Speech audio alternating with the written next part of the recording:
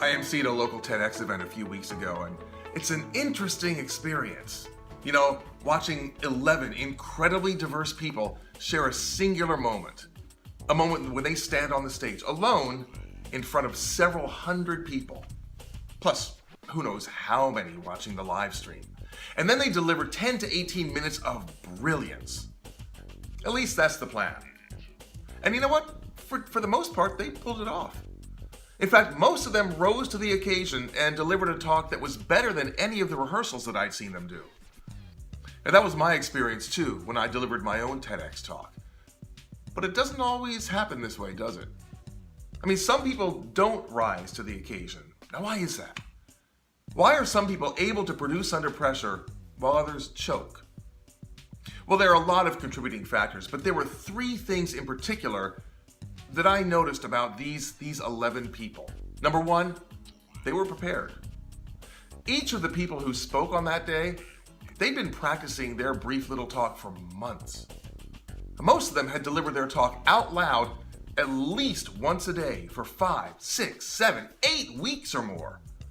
So while the actual performance may have been the first time they'd given their talk for an auditorium full of people, they'd already given their talk hundreds of times before. I gave my TEDx talk on March 4th in front of 2,500 people at the Queen Elizabeth Theatre in Vancouver, BC. But for the 2 months leading up to that, I delivered that talk at least 4 times a day. It was the first thing I did when I opened my eyes in the morning. It was the last thing I did before I went to sleep. By the time March 4th rolled around, I was practically sick of my own TED Talk. But when it mattered the most, I didn't regret a single one of those run-throughs. Here's your takeaway. Find ways to practice your pressure situations. Number 2, they were familiar with the space. The night before the event, each speaker had a chance to deliver his or her entire talk on the stage at the auditorium. Now, even though there wasn't any audience there, the speakers got to familiarize themselves with the look and the feel of the room from the perspective that they were going to have the following day. When I arrive at a venue for a speaking engagement, the very first thing I do is look at the room. Now, many times this is the night before my keynote and the room isn't even set yet. But at least I get to see the size of the room and the layout of the room, and I can make note if there's anything I need to know about. For example, are there windows? Are there any sight obstructions I should know about? Your takeaway?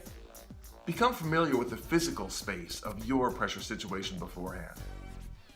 And number 3, they had a pre-show ritual. Most of the speakers at this TEDx event had some sort of pre-show ritual to help them get ready for their performance. Some of them meditated, some of them listened to music, a few of them jogged in place. Now, these rituals were designed to get them in whatever mental and emotional place they felt was most beneficial to their talk. I used to have a pre-show ritual when I was producing my weekly comedy TV show in Seattle. Many, if not most, professional athletes have some sort of pre-show or pre-game ritual. So what's your takeaway? Come up with a pre-show ritual that'll put you in an optimal state of mind to produce under pressure. Look, you may never give a TEDx talk, but you will undoubtedly face high-pressure situations where you want to perform at your best. By taking tips from these TEDx speakers, you will be at your best when it matters most.